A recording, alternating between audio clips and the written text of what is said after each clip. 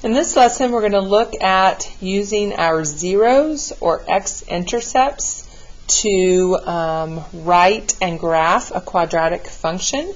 So please set up your notebook accordingly. Okay, so we're just going to start off. It says write an equation in standard form given the vertex 7, -3. Now, we've previously talked about that if you're only given the vertex and no other point, then we are assuming that the a value is 1. And so this is just kind of a reminder. Remember, we would want to write this in vertex form with the given information. We have h and we have k. So this would be x minus 7 squared minus 3. So we're first putting it in vertex form. And now we have to transform it into standard form. So that should be familiar. Remember, here we have square of a binomial. So this would be x squared minus 14x plus 49. And then minus 3. So in standard form, this would be f of x equals x squared minus 14x plus 46. If you don't remember how to square a binomial, you need to look back in your notes to be reminded of that. Okay, so what we're going to talk about today is something called intercept form. And when you see this, you might think, well, this kind of just looks like it's in factored form. So intercept form, you can kind of think of it as being in factored form, okay? And so this is what intercept factored form is. F of x equals a times x minus p and x minus q. And so what I want you to realize is that the p and the q are the x-intercepts.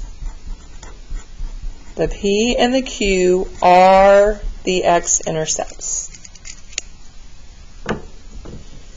Notice too in our formula that again we've got those stupid parentheses with the minus signs, and so we have to be thinking about p and q being the opposite value. Now we also have something called, you might see the vocabulary, linear factors. And basically, like we talked about, this is factored form.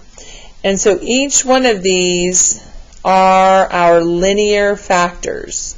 They are linear and they can't be factored more. So they're basically prime factors. So if we take it, we could take a quadratic, a trinomial or a binomial, and we could factor it. And then we would have those linear factors in there. Okay, so let's look at how we can use our zeros to write this. So it says write an equation in standard form given the x-intercepts. So see, if we were writing it in vertex form, we were given the vertex, but now we don't have that. We just have our x-intercepts. So since that's all we're given, we are going to assume that a is equal to 1. And so all we have to do is we're going to put it in our factored form. So f of x equals, and I'm just going to put a 1 for the a just so we know we're thinking about it.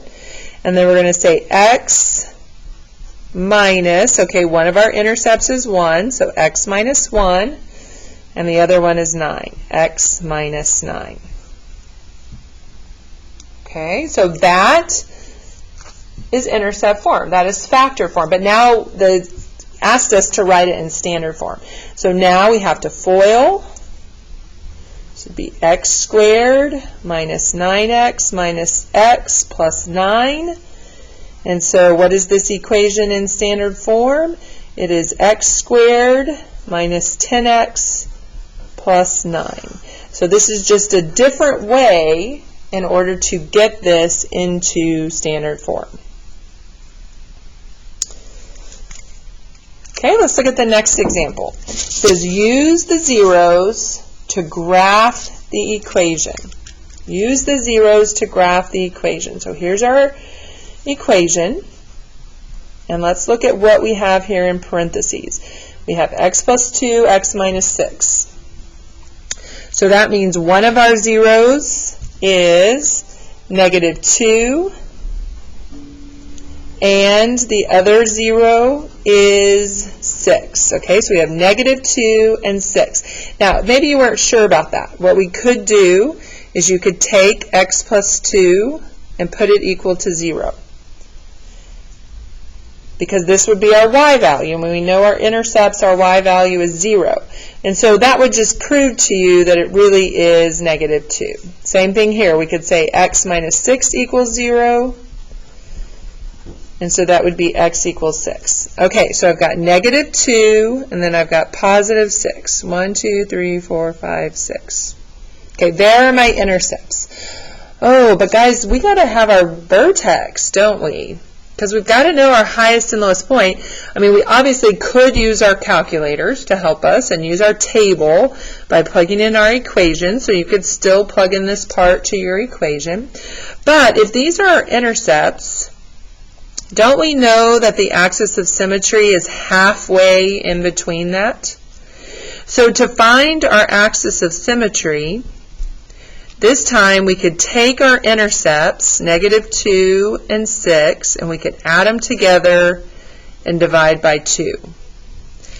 So that would end up being 4 over 2 or 2. So that means our axis of symmetry is x equals 2. Okay, so all I did was take half the distance. Okay, so now if we know that our axis of symmetry is 2, to find our vertex, we're going to plug it back in, just like we did before. So wherever I see an x, I'm going to plug in a 2. So this would be 4 times negative 4, and so our y value is negative 16. So that means that our vertex is 2, negative 16. And I apologize, this is not going to fit in our graph. It's going to be way down here. And our graph will look something like this. Okay?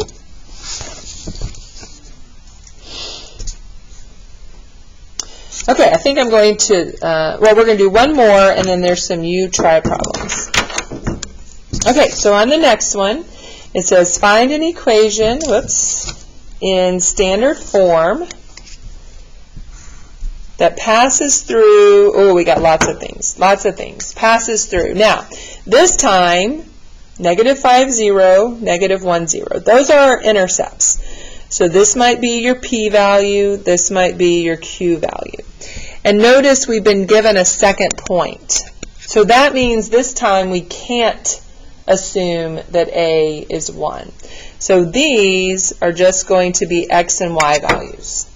So the first thing we're going to have to do here is we're going to have to find our A value. Okay, so the way we're going to do that is we're going to plug in P and Q. We're also going to plug in these values for x and y. So y is 3, so 3 equals, we don't know what A is, x is negative 4 minus negative 5, so that's really plus, and then again x, and I'm just using intercept form, negative 4 minus negative 1, so that ends up being plus again. Okay, so all I did was fill in our intercept or factored form with everything except my A value. Okay, so let's calculate this. Oh, goodness. So we've got, see, negative 4 plus 5 is negative 1. Negative 4 plus 1 is negative 3. So let's see. I feel like I messed up somewhere. Oh, this is positive 1. There we go. Okay, so then negative 3a, and if I divide by negative 3, I get A equals -1. Okay, so that was the first step. Now I'm going to plug in my A value, plug in my intercepts to intercept form. So f of x equals -1 times x minus -5, so x plus 5, x minus -1, so x plus 1. Okay, now we need to FOIL x plus 1, x plus 5. So that's going to be x squared plus 6x plus 5. I kind of skipped showing my steps to that because I feel like you should know how to FOIL this. And now we have to distribute the negative.